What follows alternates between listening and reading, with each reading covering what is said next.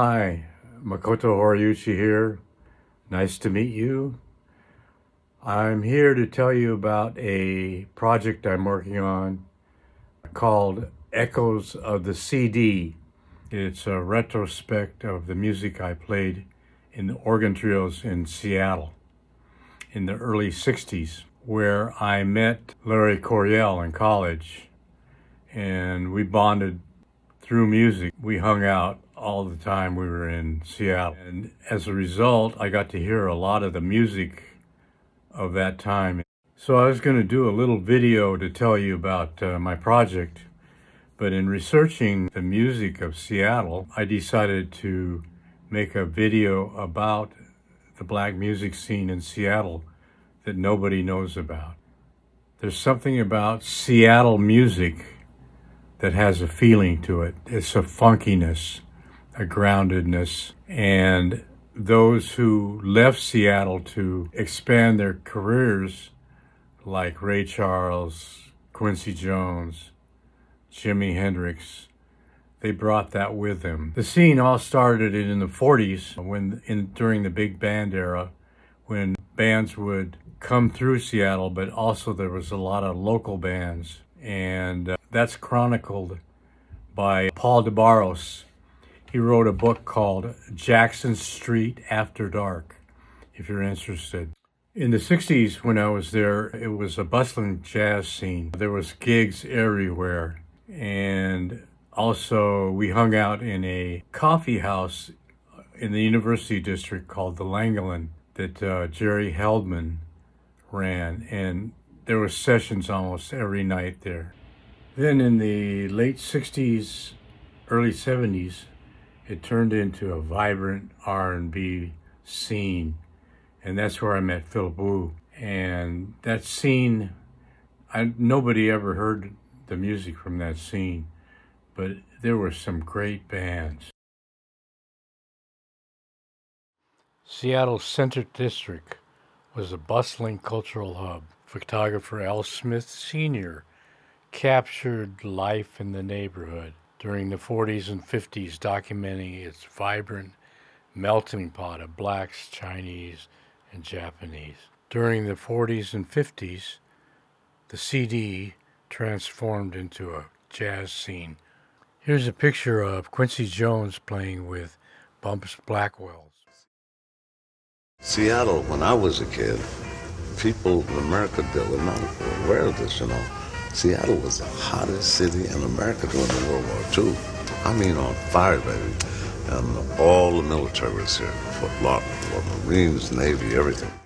Central area, every 5 blocks, any direction, you'd run into a club. There was so much music, and there was no reason to be home on a Friday night. The scene is booming. There's nothing like it in Seattle now. When I was in Seattle, Coltrane did an album there. Harold Land would come through, Carmel Jones, Art Blakey, Ella Fitzgerald. At the same time, the World's Fair was being built, and it was an exciting time in Seattle. But in the backdrop behind, there was the Civil Rights Movement and the Vietnam War. It was a very chaotic time, but the black music scene in Seattle was great. The Black and Tan was the quintessential club in Seattle at the time. One of my greatest influences in Seattle was Overton Berry, who gave me my first gig and taught me how to craft a performance that truly connects with an audience. Overton's mentorship was invaluable, not just to me, but also to many others, and an iconic singer, Diane Schuur, whose extraordinary talent he helped nurture. For Diane Schuur.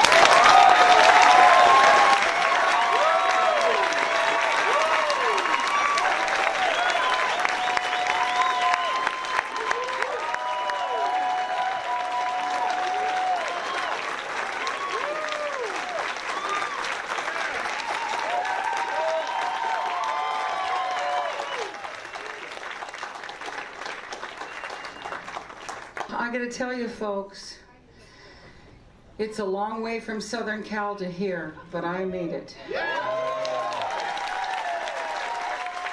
And I instructed the pilot on everything he should do during the flight. And working with Overton, he's the best teacher I've ever had.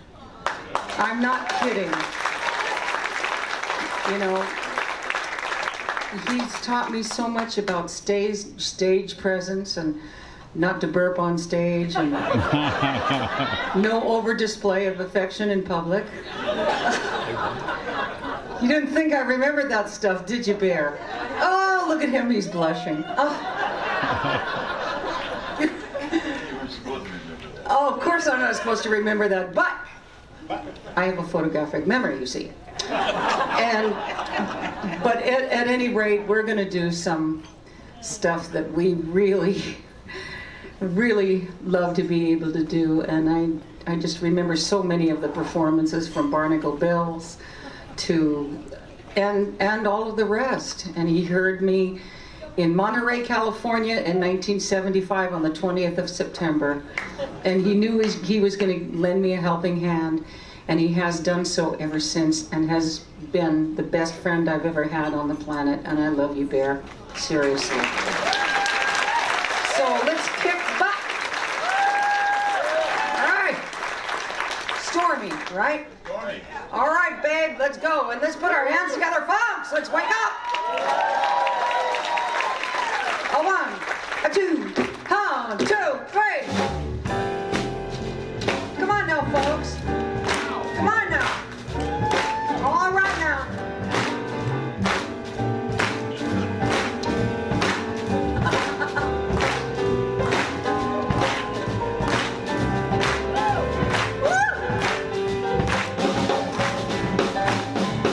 They call it Stormy Monday. Tuesday just as bad. They call it Stormy Monday, but Tuesday's just as bad. Wednesday's worse. Thursday, I feel so sad. Eagle flies on Friday. Saturday, I go out to play. The eagle flies on Friday. Saturday, I go out to play. I go to church on Sunday. And I get down on my knees and pray. Oh, have mercy on me. Lord, have mercy on me. 'Cause my heart is such a misery, misery, misery, misery, misery.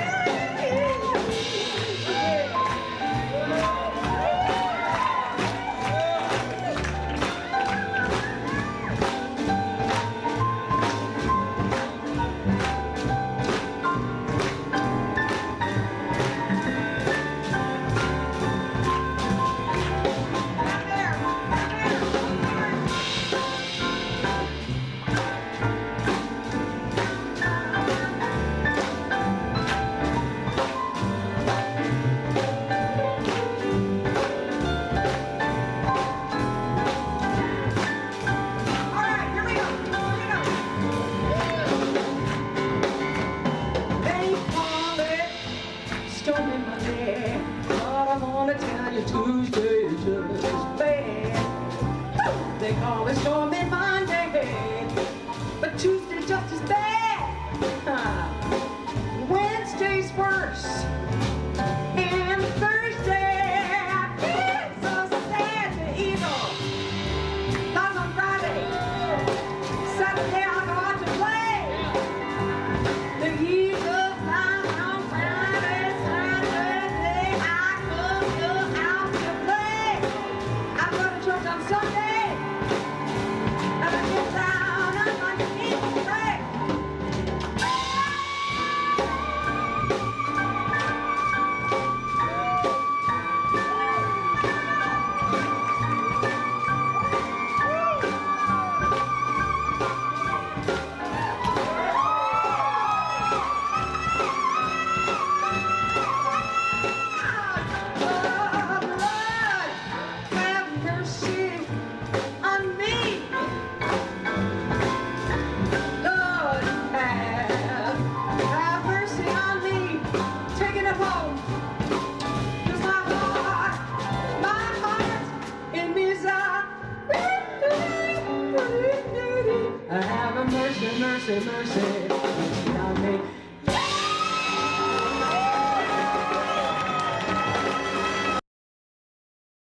I also have cherished memories of the Dave Lewis Trio, which featured the incredible guitarist Joe Johansson.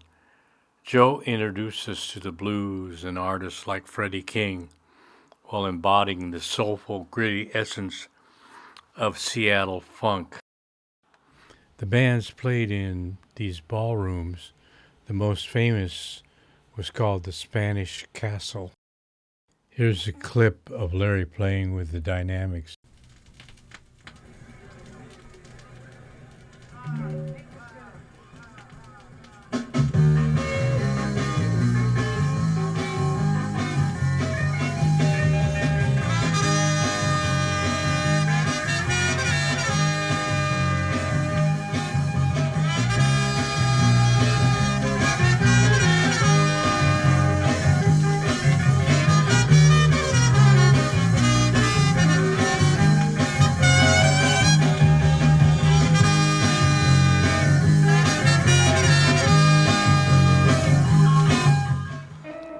Here's another quintessential rock band in Seattle.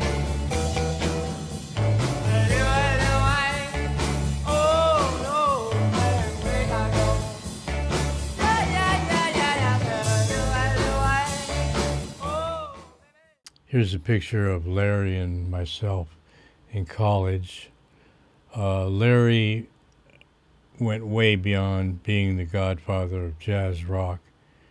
He played with the who's who of musicians in the world, from Subramaniam, the Indian violinist, to Paco de Lucha, to John McLaughlin, and Gary Burton.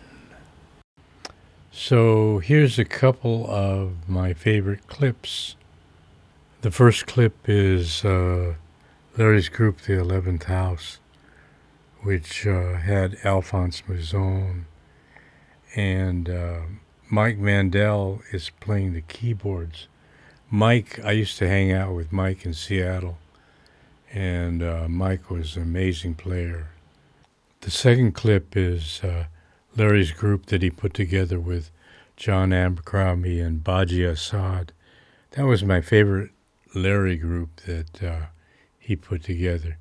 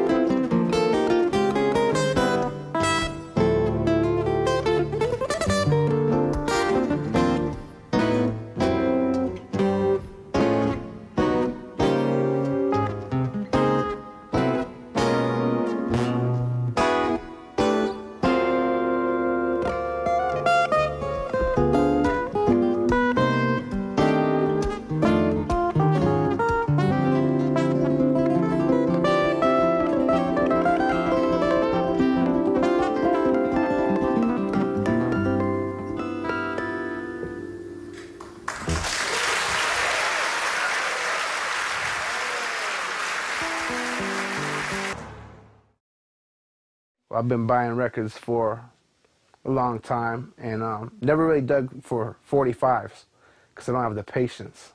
I don't like that they're too small, and I just don't have the patience. And I'm at a record show. I see this box of records, so I run over there. This guy beats me to it, and he's taking his sweet time going through everything. So I'm sitting there waiting. While I'm waiting, there's a shoebox full of 45s next to it. So I start fingering through them, like whatever. I see one that says Bold Soul Brother on the label. So I'm like, it caught my eye. I'm like, let me check that out. Put it on my portable player, and I heard the drums, and I went crazy.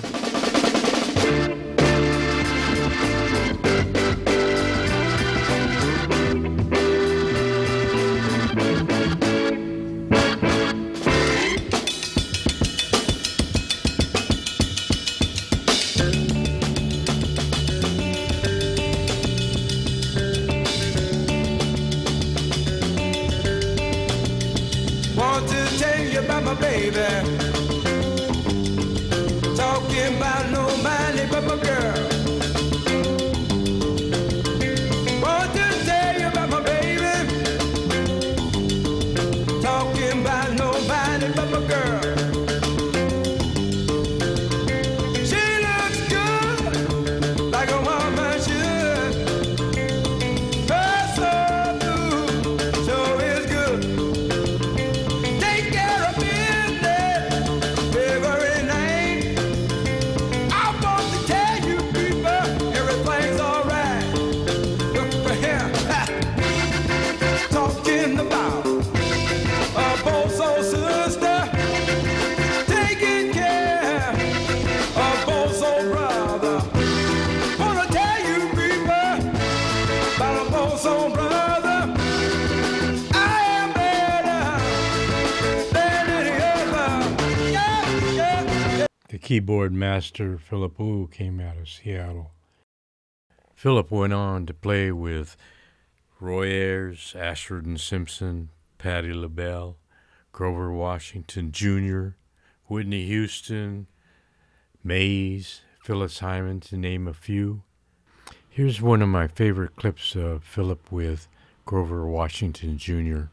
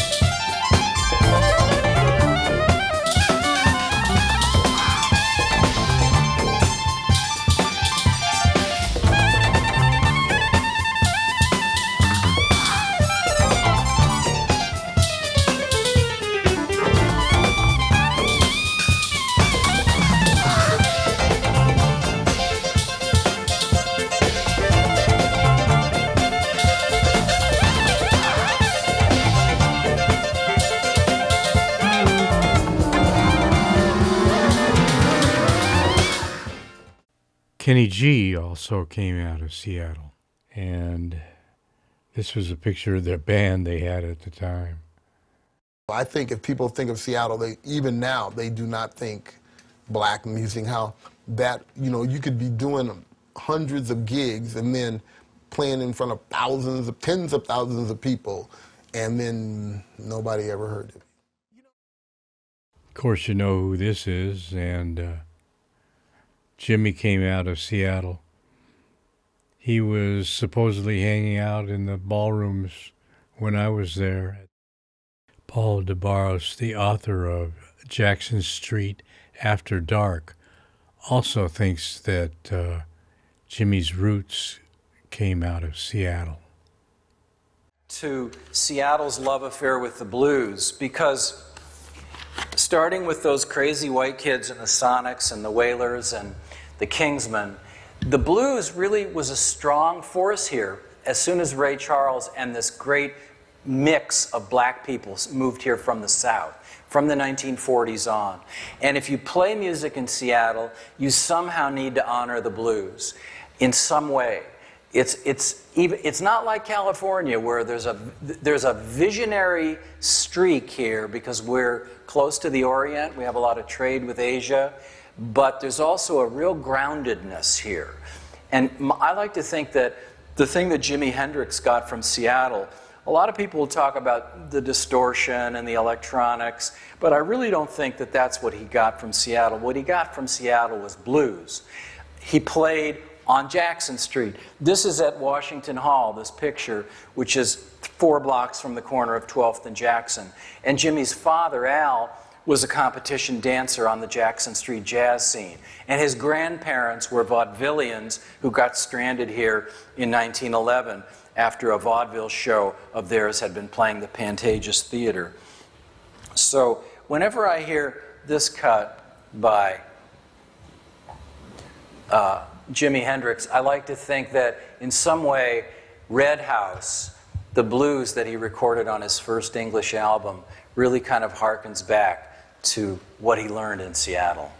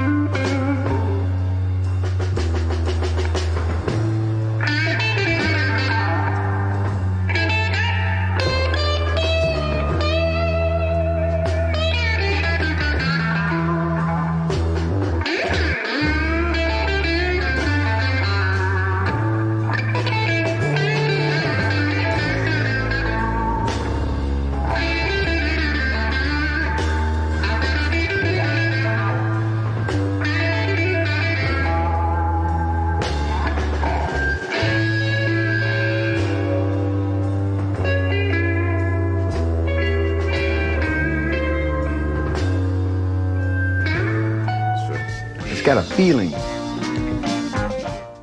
Everybody says, what's in the water up there to me? I mean, not only music, you know, but I would just go to high school with the same high school had Bruce Lee and Jimi Hendrix and all those people. It is something about the water or the atmosphere. I hope you'll enjoy the music to this project as much as I did in making it. And I hope you like the mini doc that I put together about the music that just disappeared. Thank you. Aloha.